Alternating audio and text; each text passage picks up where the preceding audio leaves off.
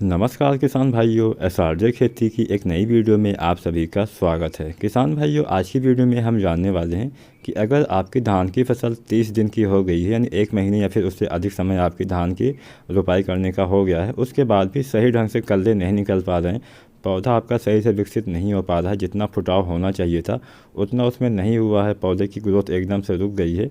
तो आज की वीडियो में हम जानने वाले हैं कि आप कौन सी गलतियाँ अपनी धान की फसल में कर चुके हैं और कैसे आपको इसको सुधारना है। दोस्तों, एसआरजे खेती पे नए हैं तो चैनल को सब्सक्राइब कर देना, वीडियो को पूरा अंत तक देखना, तभी आपको सही से समझ में आएगा।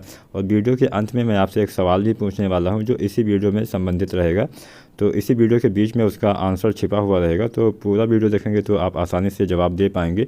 सवाल पूछने का मकसद केवल इतना रहता है कि आपको सही से जानकारी मिल पा रही है या नहीं मिल पा रही है। तो वीडियो को पूरा ध्यान से देखिएगा और चैनल को सब्सक्राइब कर लीजिएगा।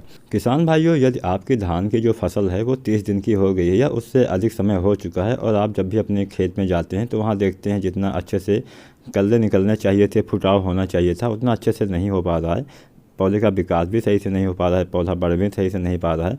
और आपने जबकि बुआई या रोपाई करने से पहले या रोपाई करने के बाद आपने अपनी फसल में डीएपी, एनपीके, एसएसपी यानी सिंगल सुपर फास्फेट ये सारी खादें पहले दे चुके हैं, फिर भी ये समस्या हो रही है। तो इसके पीछे का जो कारण है वो क्या है, ये हम आज की वीडियो में आपको बताने वाले हैं। तो किसान भाइयों, जब आप ये उर्वरक देते हैं यानी खादें देते हैं, तभी आप एक बड़ी सी गलती कर देते हैं। वो गलती क्या होती है, जब आप ये खादें देते हैं तो इसके साथ में आप जिंक का प्रयोग कर देते हैं, यानी जिंक सल्फेट या फिर जिंक जो आती है इसका प्रयोग आप कर देते हैं।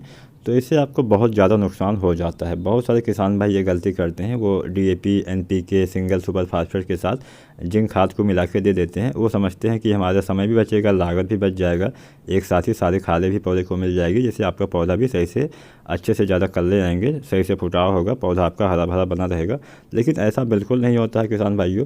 अगर आप ऐसा करते हैं तो ऐसा करना बिल्कुल गलत है। 1 महीने के अंदर आपको इन सब खादों के देने के बाद जिंक का प्रयोग नहीं करना चाहिए, क्योंकि फास्फोरस के साथ जब आप जिंक का प्रयोग करते हैं तो इसमें बहुत सारे नुकसान आपको आपकी फसल में देखने को मिल जाते हैं। जब भी आप फास्फोरस और जिंक को 1 महीने के अंदर, यानी मान के चलिए 10 दिन, 15 दिन, 20 दिन के बाद दे देते हैं, तब तक तो आपका फास्फोरस आपके खेत में रहता है, इतना जल्दी वो पौधे के अंदर नहीं पहुंच पाता है, कुछ ना कुछ हिस्सा आपकी मिट्टी में वो रहता है।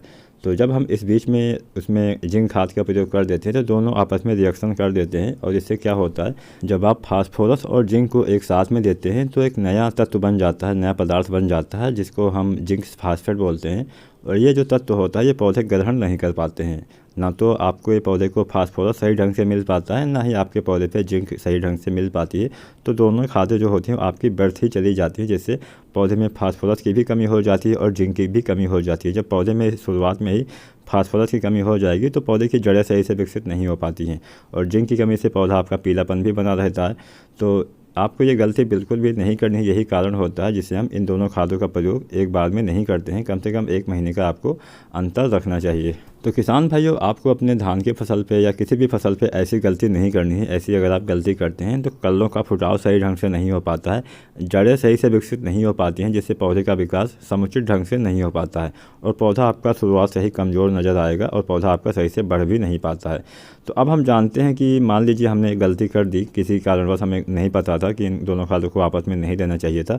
अभी भी बहुत से किसान भाइयों को इसके बारे में नहीं पता है, तो मैं फिर से आपको बता दूं, आपको जिंक और जो फास्फोरस होता है उसको एक साथ कभी भी नहीं देना है। कम से कम आपको 1 महीने का अंतर रखना चाहिए। तो किसान भाइयों, अब हम मान लेते हैं कि हमने गलती कर दी, हमने जिंक और जो हमारा फास्फोरस है उसको एक साथ में दे दिया, लेकिन उसके बाद हमें क्या करना चाहिए ताकि हमारे कल्ले अच्छे से निकल सके, क्योंकि अभी ज़्यादा समय नहीं हुआ है हमारी रोपाई को, अधिकतम 30 दिन या 35 दिन, 40 दिन ही हुआ है। तो जो किसान भाई इतने दिन हुई है फसल, उनमें अगर चाहते हैं कि फिर से अच्छे से बढ़वाना स्टार्ट हो जाए, नए नए कल्ले निकलना स्टार्ट हो जाए, तो आपको तुरंत ही उसमें एनपीके का इस्तेमाल करना है। एनपीके 12, 32, 16 होता है, वो इस समय आपको देना चाहिए। अगर आपने ये गलती कर दी है, शुरुआत में आपने जो खादें दी है डीएपी, एनपीके या फिर एसएसपी, उसके साथ में जिंक सल्फेट का प्रयोग कर दिया है, तो आपको इस समय यानी 1 महीना या जितना भी समय हुआ हो अभी, तब आपको इसमें NPK 12-32-16 का प्रयोग कर देना है और आपको 50 किलोग्राम मात्रा प्रति एकड़ के हिसाब से देना है अपनी फसल में। और ये आपको तुरंत ही अभी दे देना है। अगर आपकी फसल 30 दिन की हो गई है और आपने ये गलती कर दी है तो ऐसा आपको करना है। दोस्तों यहाँ पे एक चीज़ हमारी छूट रही है। मान लीजिए हमने NPK खाद दे दिया तो उसमें नाइट्रोजन, फास्फोरस, पोटेशियम तो हमारी फसल को मिल जाएगा, लेकिन जिंक जो हम पहले दे चुके हैं वो रिएक्शन के कारण जिंक फास्फेट में बदल गया है, तो वो हमारे पौधे को नहीं मिल पाई थी। तो अगर आपकी फसल में जिंक की कमी नज़र आ रही है तो आपको क्या करना चाहिए? तो दोस्तों उस कंडीशन में अगर आपने अभी NPK 12-32-16 दे दिया है तो आपको जिंक कैसे देना है ये भी मैं आपको बता दूं। अगर आप जिंक देना ही चाहते हैं, आपकी फसल में जिंक की कमी दिखाई दे रही है तो आपको जिंक तो देना ही पड़ेगा। तो जिंक को आपको ज़मीन में यानी मिट्टी में नहीं देना है, जिंक को आपको स्प्रे करना है। कौन सी जिंक को आपको स्प्रे करना है ये भी आप जान लीजिए। स्प्रे करने के लिए जो जिलेटेड जिंक आती है उसी का इस्तेमाल करना है। दूसरी किसी भी जिंक का इस्तेमाल आपकी फसल के लिए नुकसानदायक फिर से हो सकता है। तो इस बात को आपको अच्छे से जान लेना है कि इस समय अगर आप स्प्रे भी करना चाहते हैं तो आप जिलेटेड जो जिंक आती है उसका स्प्रे कर सकते हैं। 2 किलोग्राम यूरिया के साथ मिला लीजिए, क्योंकि इस समय नाइट्रोजन की भी काफ़ी आवश्यकता आपके पौधे को पड़ती है। तो 2 किलोग्राम यूरिया के साथ 500 ग्राम आपको लेना है जिलेटेड जिंक, इसके साथ आपको स्प्रे कर देना है। तो स्प्रे करने से दोनों आपस में तत्व मिल नहीं पाएंगे, जिससे पौधे को जिंक भी मिल जाएगा, फास्फोरस भी मिल जाएगा और अन्य तत्व भी मिल पाएंगे। तो दोस्तों उम्मीद करता हूँ आज की वीडियो आपको पसंद आई होगी। अब हम बढ़ते हैं आज के हमारे सवाल की तरफ। तो आज का हमारा सवाल ये है कि हमें फास्फोरस के साथ जिंक को क्यों नहीं देना चाहिए, कितने दिन का हमें अंतर रखना चाहिए? ये जवाब आप नीचे कमेंट बॉक्स में ज़रूर दीजिएगा। चैनल पर नए हैं तो सब्सक्राइब कर लीजिएगा। वीडियो देखने के लिए आपका बहुत बहुत धन्यवाद। चैनल को सब्सक्राइब नहीं किया है तो हमारे चैनल को सब्सक्राइब कर लीजिए ताकि ऐसे ही यूजफुल वीडियो आपको देखने को मिलती रही। धान की फसल के ऊपर मैंने बहुत सारी वीडियो बनाई हुई है, उसका लिंक नीचे है, वहाँ से आप चेकआउट कर सकते हैं। वीडियो देखने के लिए आपका धन्यवाद।